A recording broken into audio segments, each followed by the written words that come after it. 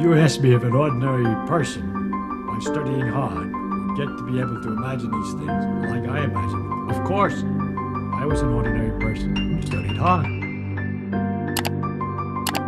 There's no miracle, people. It just happens they got interested in this thing, and they learned all this stuff.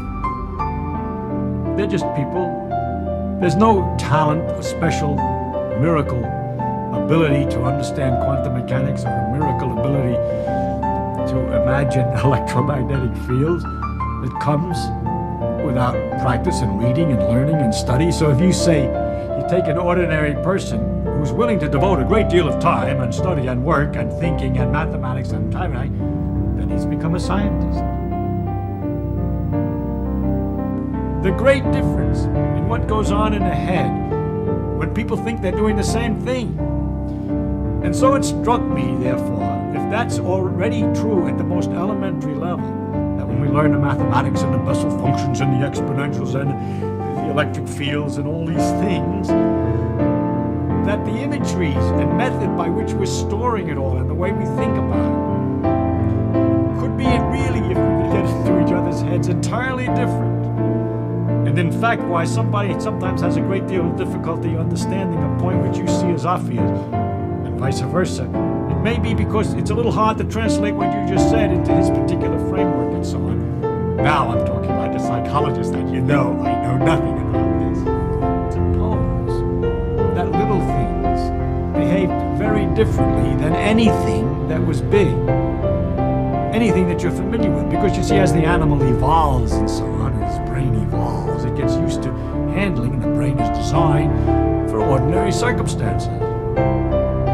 But if the gut particles and the deep inner workings were by some other rules and some other character, they behaved differently, they were very different than anything on a large scale, then there would be some kind of difficulty in understanding and imagining reality. And that difficulty we are in. The behavior of things on a small scale is so fantastic. It's so wonderfully different, so marvelously different than anything that behaves on a large scale. You say electrons act like waves. No, they don't exactly. They act like particles. No, they don't exactly. They act like a kind of a fog around the nucleus. No, they don't exactly. And if you would like to get a clear, sharp picture of an atom, so that you can tell exactly how it's going to behave correctly and have a good image, in other words, a really good image of reality, I don't know how to do it.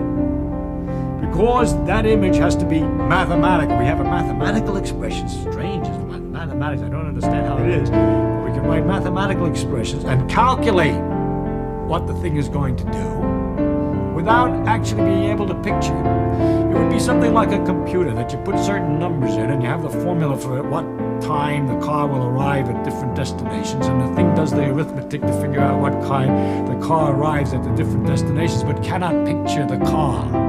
It's just doing the arithmetic.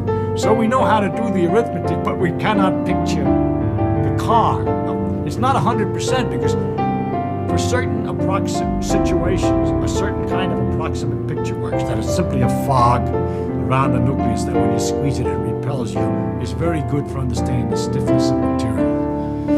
That it's a wave which does this and that is very good for some other phenomenon. All right? So when you're working with certain particular aspects of the behavior of atoms, for instance, when I was talking about temperature and so forth, that they're just little balls is good enough, and it gives a very nice picture of temperature. Is it possible then to develop a familiarity with those things that are not familiar on hand by study, by learning about the properties of atoms and quantum mechanics, by practicing with the equations until it becomes a kind of second nature, just like it's second nature to know that if two balls came toward each other, they'd smash into bits. You don't say the two balls, when they come toward each other, turn blue. You know what they do. So the question is whether you could get to know what things do without better than we do today. You know, as the generations develop, will they invent ways of teaching and ways so that the new people will learn tricky ways of looking at things and be so trained, so well trained, that they won't have our troubles with the atom?